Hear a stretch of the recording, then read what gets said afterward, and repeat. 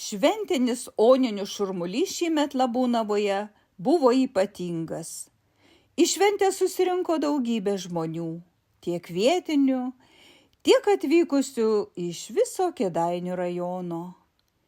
Visi smalsiai lankė mugę, stebėjo pasirodymus, o dar labiau traukė edukacijos, veiklos, kuriuose galėjo ne tik pažiūrėti, bet ir patys sudalyvauti.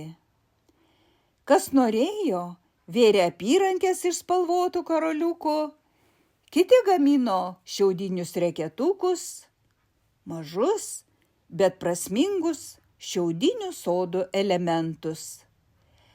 Veikė ir kitų amatų edukacijos – mezgimas, nėrimas vąšeliu, rankdarbiai. Į mūsų bendrą palapinę sugulė viskas, kuo didžiuojamės. Margos rankų darbų kojinės, nėriniai, šiaudiniai sodai, keramika. Visi šie darbai spindėjo, liudydami kūrybingų žmonių meilę amatui.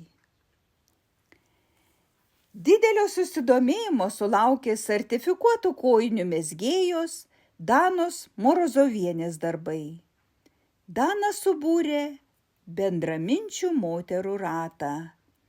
Taip gimė nauja asociacija Bendrystės tiltai, o oninių šventėje vyko jos pirmasis viešas debiutas.